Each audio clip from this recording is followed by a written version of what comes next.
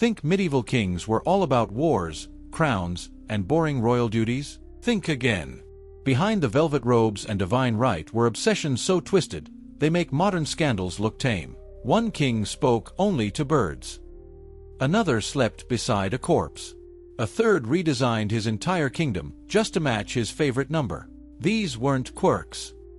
They were full-blown fixations that rewrote laws, triggered wars, and got a whole lot of people killed. Stick around, because the deeper we go, the darker and weirder it gets.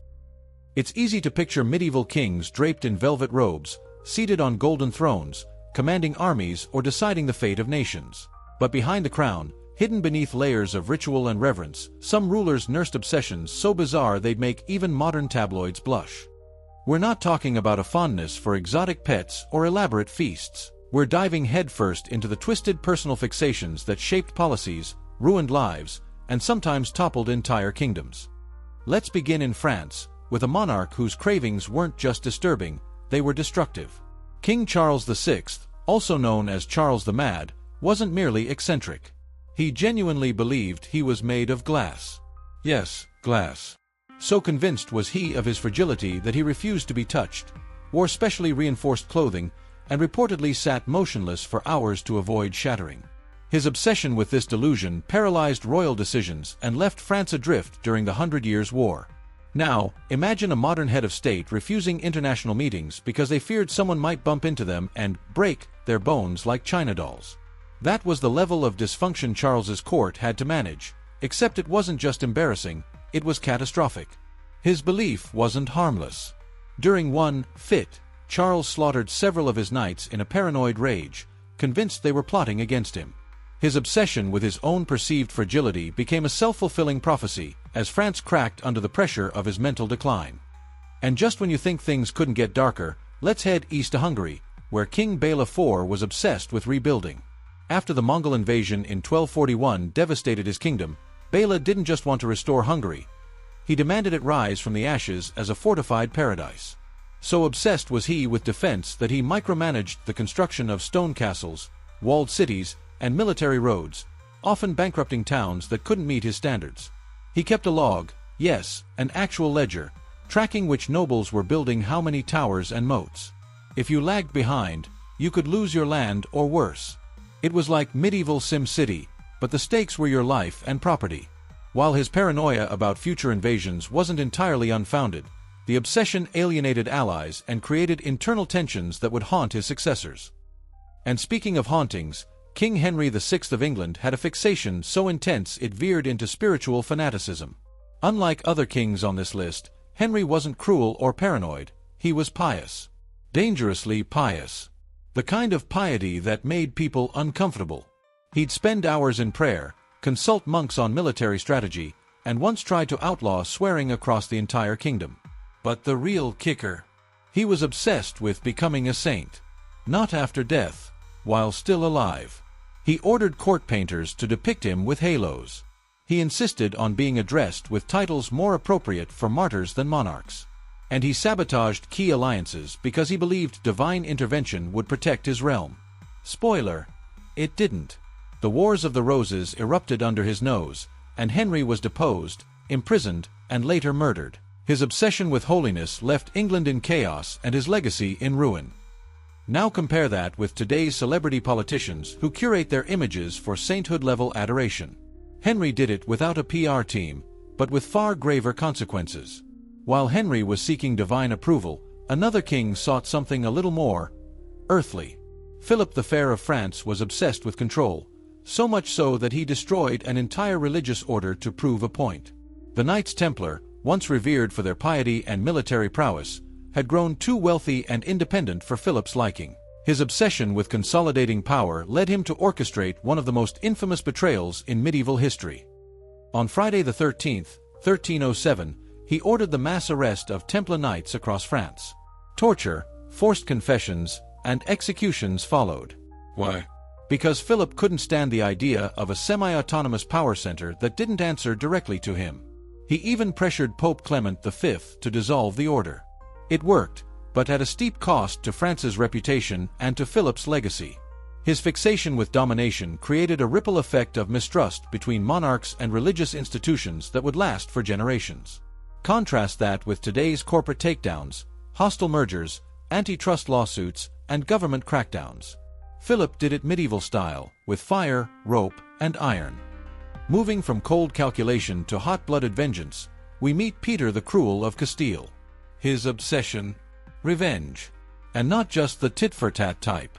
Peter kept detailed lists of enemies, real and imagined, and spent years methodically exterminating them. Assassins were a permanent line item in his budget. Family members, former allies, even mistresses weren't safe. What made it worse was that he often turned on people based on dreams, omens, or the whispers of sycophants.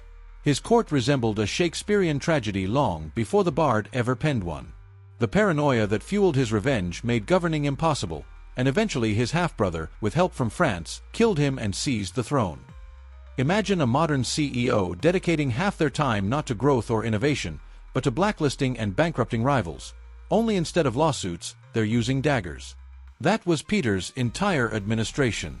But obsessions weren't always deadly. Some were simply grotesque. Like King Wenceslaus IV of Bohemia, who had a passion for taxidermy. Not of animals, of people. Okay, not literal taxidermy, but disturbingly close. He was obsessed with surrounding himself with wax and wooden effigies of courtiers, enemies, and clergy. He'd dress them, talk to them, and once ordered a mock trial for one. His attendants had to sit through hours of staged courtroom drama where the defendant was a carved replica of a rival bishop. And if you think that sounds like something out of a horror film, it gets better. He kept them in rooms lit by candlelight, arranged in lifelike postures, so entering his private chambers was like walking into a deranged puppet opera. Diplomats reported leaving his palace disturbed and unsure if they'd met the real king or one of his wax doubles. We've seen kings obsessed with control, holiness, revenge, and survival. But let's not forget those whose fixations blurred into full-blown delusion. The most tragic of these might be Emperor Sigismund of the Holy Roman Empire. His obsession? Language. But not in the scholarly sense. Sigismund believed he could speak a divine tongue, the true language of God, and insisted all state documents be translated into his imaginary dialect. It didn't exist. No one else understood it. But he ordered court scribes to interpret his divine utterances anyway. Unsurprisingly, this slowed down legal decisions, trade, and diplomatic correspondence. But Sigismund was convinced it was a sacred duty, and he even tried to get the Vatican to recognize it. They didn't. His fixation with linguistic purity wasn't just inefficient, it was isolating. As the empire fragmented, Sigismund retreated deeper into his fantasy. In a world driven by treaties and diplomacy, speaking nonsense might be the most dangerous obsession of all. And as we move forward, the obsessions grow even more personal, even more grotesque. One king, for instance, developed a fetish for embalming and preserving body parts of dead loved ones. Another hoarded exotic animals not for display, but for companionship, letting them sleep in his bed and eat from his plate. Each tale reveals a strange truth about medieval kingship. When no one can say no to you, your darkest fascinations become policy. In the next stretch of our journey, we'll dive deeper into the private chambers, shadowy rituals, and terrifying indulgences of rulers whose fixations left stains on the very fabric of European history. By the time we arrive at the court of Frederick II of the Holy Roman Empire, we've already seen kings driven mad by delusion, vengeance, and divine ego. But Frederick's obsession stood apart, not for its chaos, but for its cold, calculated curiosity. He wasn't content to rule. He wanted to dissect truth itself. Obsessed with scientific inquiry centuries before the Enlightenment, Frederick treated his subjects, especially the vulnerable, as experimental data. One of his most chilling fixations? The so-called language deprivation experiment. He ordered infants to be raised without spoken interaction, hoping to discover humanity's natural language. Nurses were instructed to provide food and hygiene but forbidden from speaking or showing affection. The result? Every single child died. Frederick learned nothing of language, but a horrifying amount about neglect. Today, that would spark international human rights outrage. Back then, it was chalked up to curiosity from a king who also dissected animals, catalogued stars, and wrote treatises on falconry, while barely flinching at human suffering. For Frederick, people were data points, his obsession with knowledge overriding morality. His court wasn't a palace. It was a laboratory. That brings us to the equally disturbing court of Christian I of Denmark. While not as widely discussed, Christian had an obsession that seems innocuous until it spirals. He was fixated on numbers. Specifically, numerology. Every major decision, from battles to marriages to taxation policy, had to align with favorable numbers. At first, it was harmless, adjusting coronation dates or choosing names based on sacred math. But it evolved. He delayed military campaigns for months waiting for an auspicious hour.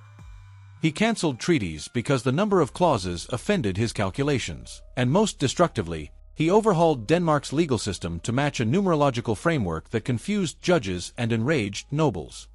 It's like running a modern government based on your horoscope, but worse, because entire legal codes were rewritten to please number gods.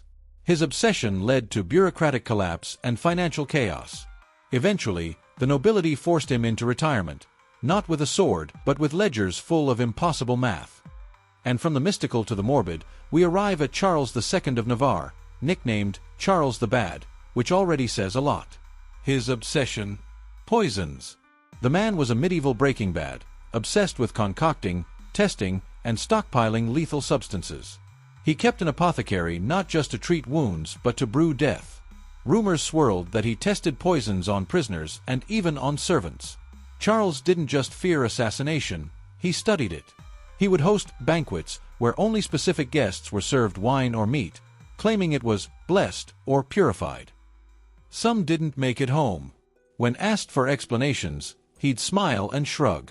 It was God's will, he'd say, or the work of mysterious illnesses. Behind that mask of piety was a man obsessed with chemical control, manipulating fear like a master puppeteer. Ironically, his end came from a medicine gone wrong. A servant soaked a linen bandage in alcohol to treat his illness and accidentally set it ablaze. Charles died horribly, screaming, consumed by fire, a darkly fitting fate for a man who weaponized alchemy. From poisons to propaganda, let's turn our gaze to Richard II of England. His obsession was not of flesh or mind, but of image. Richard was consumed by how he was seen, literally. He commissioned over 500 portraits, tapestries, and coins bearing his likeness during his reign. He was the original royal influencer. But this went far beyond vanity. Richard tried to enforce a quasi-divine status, ordering clergy to preach sermons declaring his godlike nature. He walked in public surrounded by incense bearers, mimicking Christ's entry into Jerusalem. Courtiers had to bow with specific gestures. Any deviation was seen as treasonous disrespect. It sounds absurd, until you realize Richard bankrupted his own court funding these displays. Meanwhile, England was spiraling from internal revolts and external wars. His obsession with optics blinded him to reality. Eventually, Henry Bolingbroke deposed him with shocking ease, because while Richard was gazing into mirrors, his enemies were sharpening blades.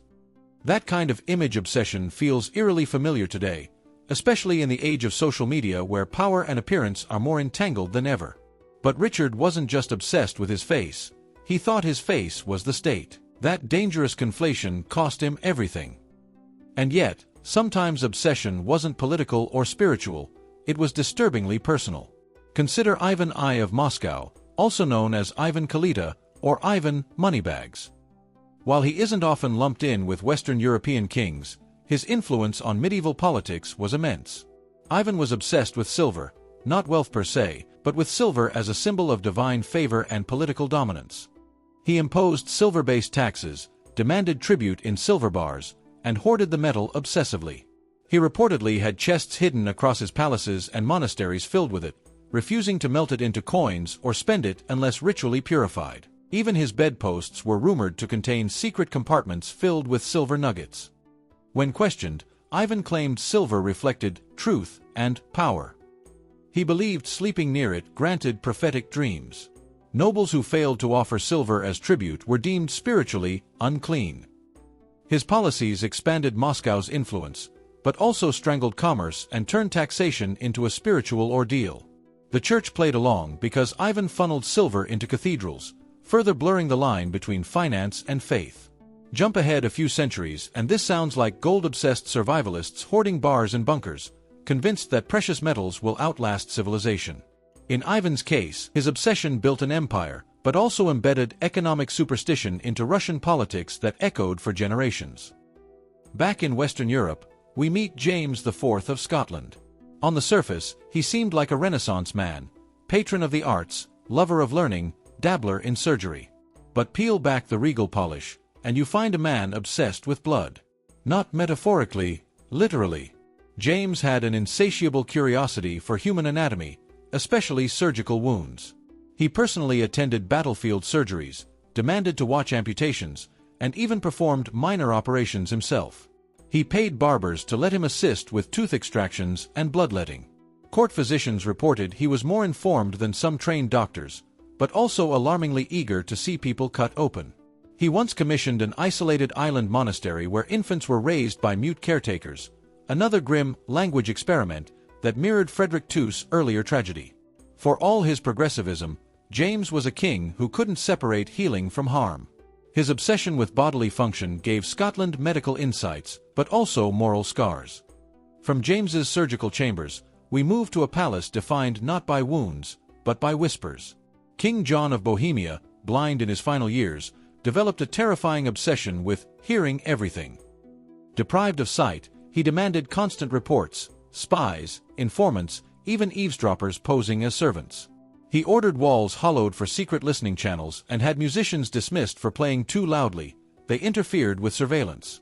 His private letters are filled with notations like "heard at second table" or "voices behind altar curtain." He once had a priest flogged for murmuring a complaint during confession, after someone repeated it back to him. This obsession with sonic control culminated in a bizarre ritual. Before bed, John would have his chamber checked for loose talk, and any room where unauthorized speech had occurred was purified with incense and prayer. It wasn't just paranoia. He believed words had power and that hearing them gave him dominion. We've now met kings obsessed with control, death, purity, silver, numbers, wounds, and whispers. But as our journey unfolds, we'll encounter obsessions that teeter into the romantic, the grotesque, and the absurdly intimate. Some rulers clung to relics of lost lovers. Others crafted doppelgangers of themselves or kept entire harems hidden from public view. Their fixations weren't just personal.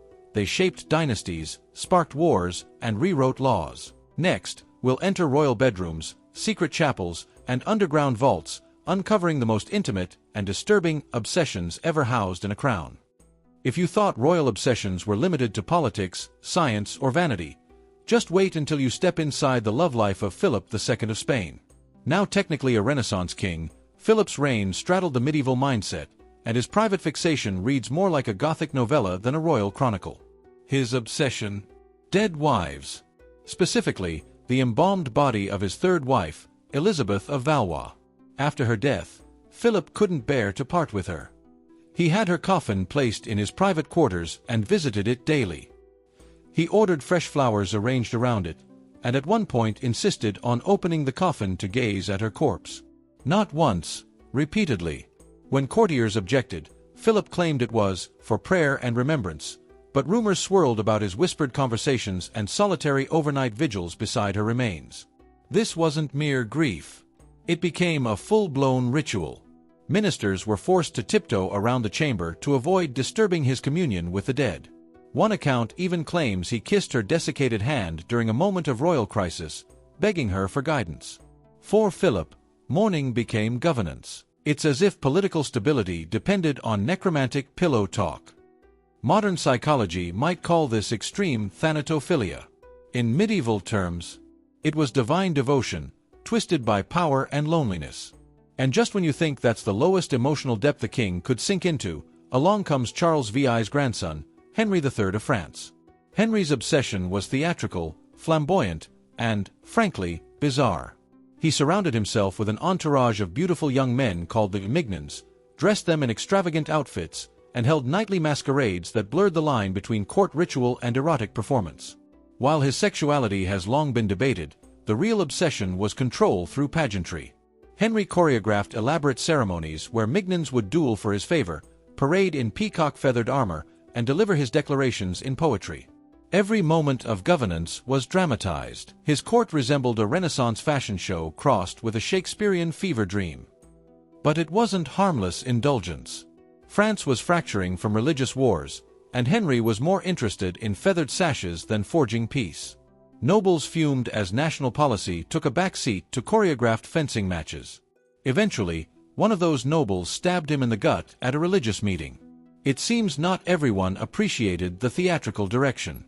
His obsession with aesthetics over action is oddly prophetic in a world where political optics often trump substance. For Henry, every chamber was a stage, and the kingdom a crumbling set. Meanwhile, up north, a different kind of obsession was tightening its grip.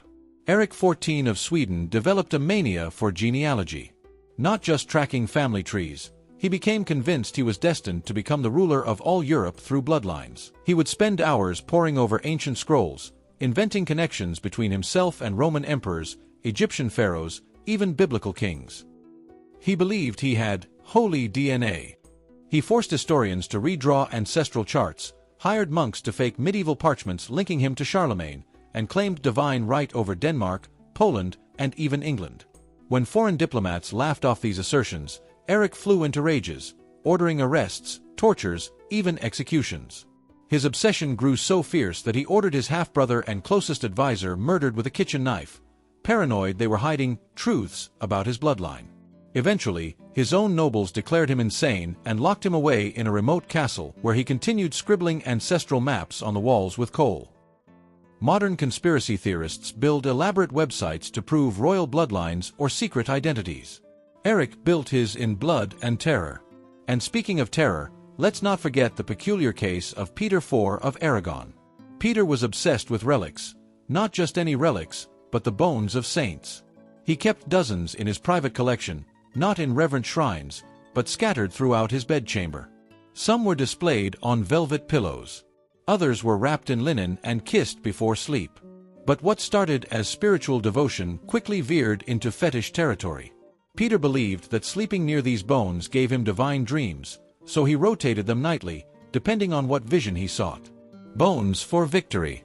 Bones for fertility. Bones for wisdom. One servant claimed he even bathed with relics to purify the flesh. His court grew uneasy as Peter refused to eat meals not blessed by relic proximity or make decisions without bone-cast omens. When Rome objected to his unorthodox treatment of sacred remains, Peter doubled down, accusing the Pope of envy and ordering more bones stolen from monasteries. For Peter, bones were power, and he wanted all of it. From bones we move to feathers. Yes, feathers. Because King Sigismund I of Poland developed a peculiar obsession with birds. Not falconry, like his emperor cousin Frederick II.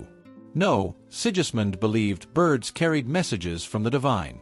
Not metaphorically, he thought they were literal messengers. He had an aviary constructed that rivaled his palace in size. Servants were trained to interpret chirps and wing patterns like scripture. Before major decrees, Sigismund would spend hours watching doves or swans, waiting for a sign. He even kept a hawk at his council table, whispering to it during tense negotiations. Foreign envoys were baffled. One ambassador noted in a letter, "The king speaks more to birds than to men." When a flock flew over the castle before a major battle, Sigismund cancelled the entire campaign, claiming the birds had warned him of doom. His obsession with feathered prophecy may have prevented needless bloodshed, but it also paralyzed royal strategy. It's not far off from people today who refuse to sign contracts during Mercury retrograde, except Sigismund had an army waiting for flight patterns before marching into war. As you might expect, not all kings obsessed over death, faith, or feathers. Some, like Louis XI of France, were obsessed with machines. Nicknamed the Spider King for his web of political manipulations, Louis had a secret lair beneath his castles filled with contraptions, levers, pulleys, and automated traps. He believed mechanical innovation was the future of war and surveillance. He commissioned inventors to build secret passageways, rotating floor panels, even water-powered eavesdropping devices. Louis didn't trust people, but he trusted gears. His obsession with machinery wasn't just eccentric, it was strategic. But paranoia drove it. He believed moving through the world unseen gave him divine advantage. So he built an entire castle designed to fold in on itself, a defensive marvel with collapsing staircases and false walls. It said he once executed a mason who built one of the escape tunnels, just to ensure the secret died with him. In modern terms, Lewis would have run the NSA and Elon Musk's R&D team at the same time. For him, secrecy was sovereignty, and machines were extensions of royal will. And yet for all these kings, there's one obsession so intimate, so chilling, it rarely appears in history books: emotional replication. Consider Vladislav II of Bohemia, who attempted to recreate the perfect moment of his wedding night, every single night. He rebuilt the room in which it occurred, down to the exact placement of flowers, candle scent, and bed linens. Servants were assigned to play the original music. His queen, over time, was replaced by courtesans dressed to match her youthful look. He would weep if even a single note or bloom was out of place. For Vladislav, emotional ecstasy had to be preserved, not in memory, but in ritual. Any deviation triggered deep despair and royal rage. The obsession consumed him. Guests avoided visits, courtiers whispered, and governance slipped. It was as if time had stopped for the king. Frozen in a single night, he refused to let fade. Power didn't matter anymore. Only the illusion of perfect joy did. And so, we're left with a trail of rulers trapped in feedback loops of their own making. Empires driven not by strategy, but by compulsions. Whether they worshipped bones, wooed wax figures, or whispered to falcons, each one proves a timeless truth: unchecked power doesn't just corrupt. It distorts reality itself. Still ahead, we'll explore how these obsessions left physical marks on castles, laws, and chronicles, and how some were so influential they sparked cults, changed calendars, and even shaped religion. As we move deeper into the legacy of these medieval monarchs, the line between obsession and governance dissolves entirely. Their fixations didn't just twist private lives, they reshaped laws, distorted economies, and even rewrote the calendar. The consequences weren't contained to court gossip or palace halls. These rulers imprinted their obsessions on the very bones of Europe. Consider the case of Alfonso XI of Castile. His obsession wasn't saints, sciences, or self-image. It was one woman, Leonor de Guzman. Alfonso loved her so fiercely, so publicly, that he rewrote succession laws to protect her children, even though he was married to another woman, Maria of Portugal. His fixation ignited a dynastic crisis that would set Spain ablaze for decades. He granted Leonor unprecedented power, titles, lands, her own court. Nobles bristled. Foreign envoys were scandalized. Alfonso shrugged. He made decisions in bedchambers instead of council chambers, leading to widespread instability. Maria's family, the powerful Portuguese royal house, didn't take this lightly. After Alfonso's death, they hunted Leonor down and executed her, publicly. Alfonso's obsession had sparked a blood feud between kingdoms that echoed through the Iberian Peninsula for generations. Imagine a modern president handing full legislative power to a mistress, changing the constitution to make her children heirs, and refusing to meet with foreign leaders unless she approved their fashion. That's how warped Alfonso's reign became. And then there's Charles V of France, a king whose obsession with astrology shaped national policy. Charles didn't merely consult the stars, he governed by them. He refused to pass laws during inauspicious alignments, postponed coronations to avoid Mercury retrograde, and built his war councils around zodiac charts.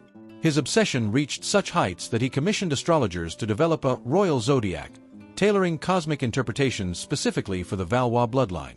Battles were launched, or scrapped, based on planetary movement.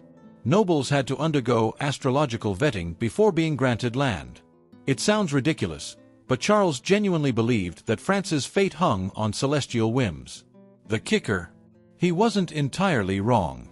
His astrologers once warned him not to trust his own brother, the Duke of Anjou, during a certain lunar phase. Charles ignored them, and months later, Anjou led a rebellion. This only deepened Charles's cosmic dependence. Ministers started hiding decisions behind fake horoscopes just to get the king's approval. In today's world, this would be like generals refusing to deploy troops unless their moon sign matched battlefield conditions. It's absurd, until you remember it shaped medieval France's foreign policy. But sometimes obsessions bled into the religious sphere with terrifying results. Enter Stephen Uroš for Dušan of Serbia, a man whose obsession wasn't astrology or affairs, but apotheosis. Dušan believed he was destined to replace the Byzantine emperor, and not just politically. Spiritually, he declared himself Emperor of the Serbs and Romans, forced Orthodox clergy to anoint him in a self-designed coronation that mimicked Christ's ascension, and rewrote liturgies to include his name alongside saints. He built monasteries where monks were required to chant his lineage daily, comparing him to David and Constantine. He ordered paintings of himself holding heaven in one hand and Serbia in the other. His robes were stitched with icons of Christ kneeling before him. And while it might sound comical, the implications were deadly. Dusan's self-deification alienated Constantinople, fractured the Orthodox Church, and nearly sparked a theological schism. His empire collapsed within a generation, not from war, but from spiritual overload. When power mimics the divine, rebellion often follows. It's a sobering reflection in a modern world where politicians sometimes portray themselves as saviors or martyrs. Dusan simply went further. He turned governance into gospel. And then there was the Ladislaw II Jagiello of Poland, whose obsession seemed harmless, until it became contagious. He believed royal blood required purification through cold water. Not baptism, immersion. Every day. Sometimes multiple times per day. Rain or snow, the Ladislaw plunged himself into freezing baths, convinced it cleansed his soul and strengthened his rule. He built elaborate bathhouses in every castle, and required courtiers to join in. He even constructed open-air tubs along royal roads, forcing traveling nobility to strip and refresh their spirits before audience. His physicians warned him repeatedly, but he dismissed them as lukewarm minds. Rumors circulated that he caught pneumonia several times, but persisted through coughing fits and tremors. Eventually, this royal ice therapy became a trend, one nobles loathed but dared not challenge. His obsession turned into national ritual, wasting enormous resources. Priests began sanctifying bathwater. Artisans carved holy icicles. And all because a king feared spiritual rot more than frostbite. Compare that to modern wellness trends, extreme fasting, cryotherapy, blood detoxes. The Ladislaw just had the political muscle to make it mandatory. But not all consequences were bodily or spiritual. Some obsessions rewrote economies. Like King Afonso V of Portugal, who developed a fascination with ivory. Not trade, not art, ivory itself. Its color, texture, sound. He referred to it as bone of heaven. He wore ivory jewelry, carried ivory scepters, and demanded ivory-themed architecture in palaces. He once halted a trade treaty because the foreign diplomat brought a gift of gold instead of ivory. He redirected entire naval routes to West Africa, not for spices or slaves, but for tusks. Ivory prices soared, artisans were overwhelmed, and forests were plundered at unprecedented rates. Environmental historians still cite Afonso's reign as an early cause of elephant population collapse in some African regions. His obsession left scars not just on Portugal's balance sheet, but on ecosystems continents away, and all because a monarch liked how a tusk looked in candlelight. From economics to esoterics, our journey leads us to Charles III of Navarre. His fixation, dreams, not just his own, but everyone else's. He established a court of night, where courtiers were required to recount their dreams every morning. He kept scribes who recorded them. Interpreters were paid more than generals. The fate of entire policies depended on what someone dreamed after eating goose liver on a Tuesday. One account tells of a tax reform postponed because a stable boy dreamed of bleeding bread. Another details a marriage annulled due to recurring visions of a red fish. Charles believed dreams were divine dispatches. He even called himself the listener. It may sound charmingly eccentric, but it eroded royal credibility.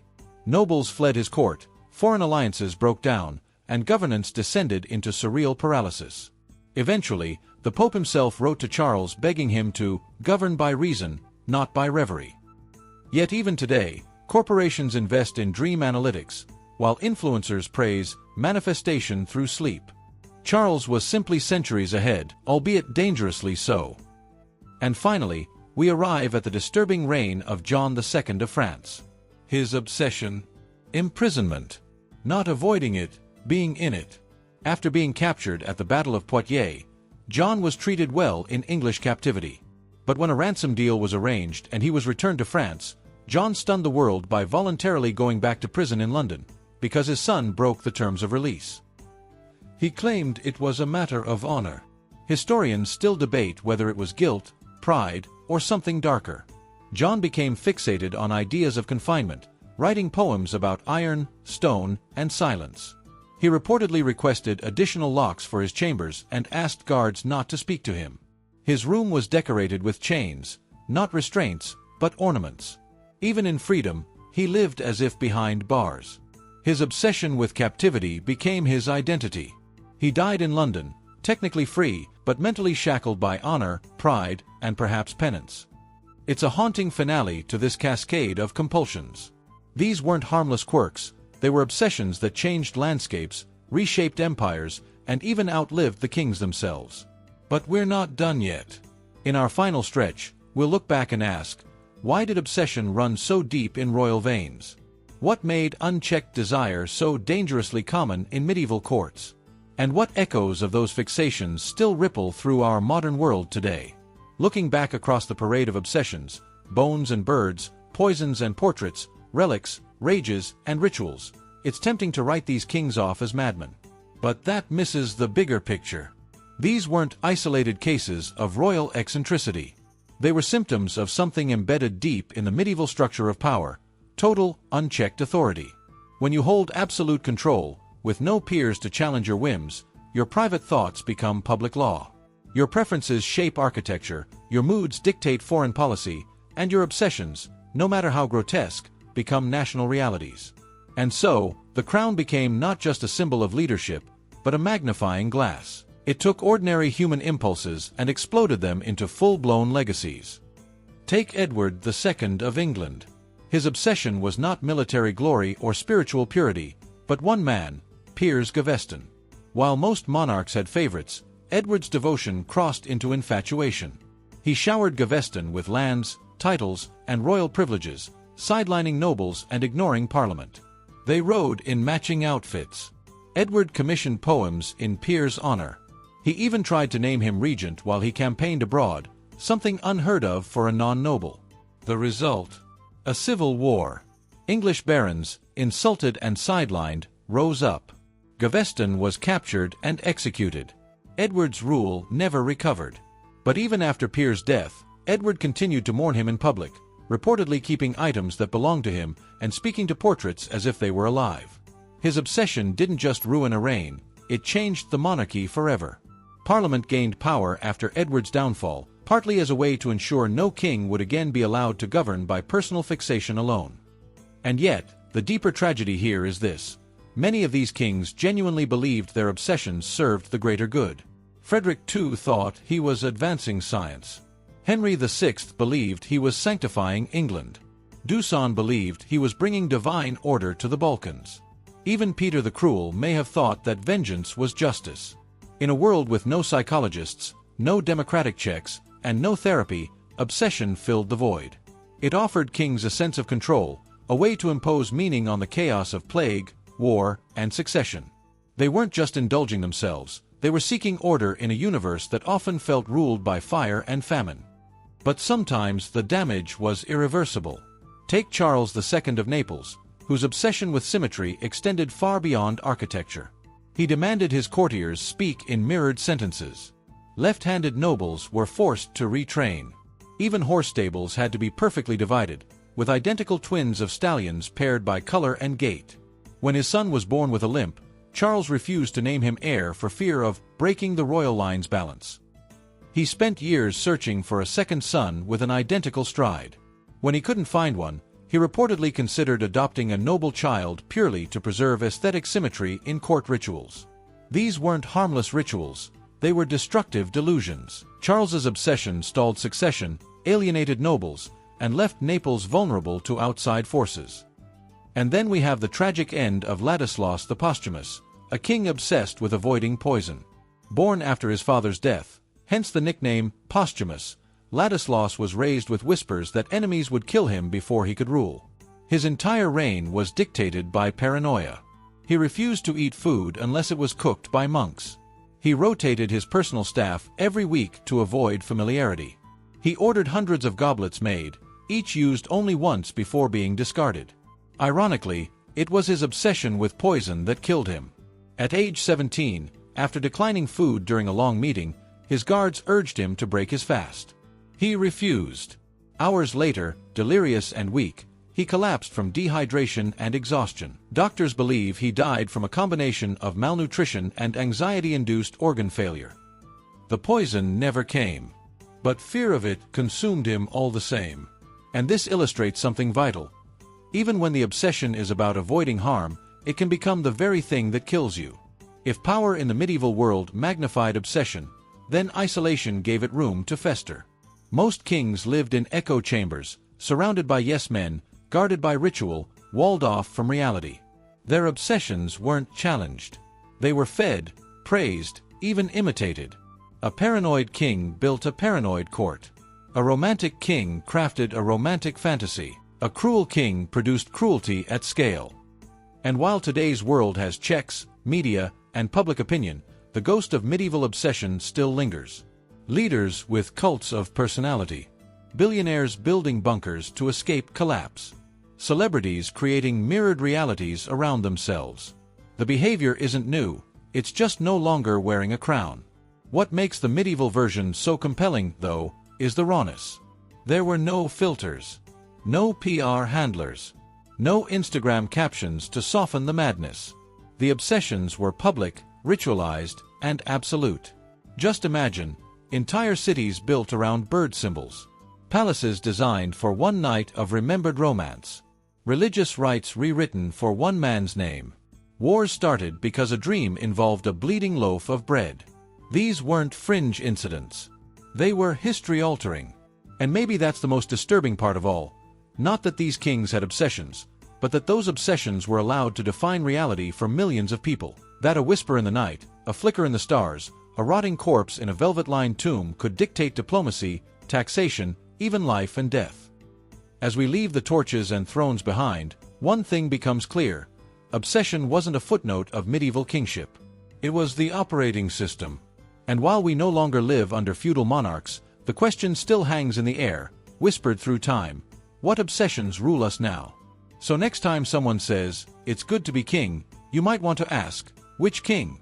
Because for all their gold and glory, some medieval monarchs were ruled by their own twisted minds.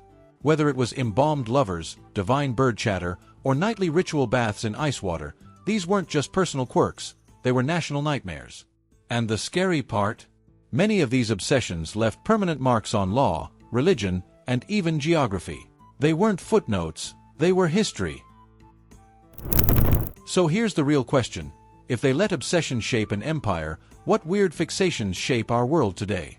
Drop your thoughts in the comments. What was the most disturbing obsession you heard in this video?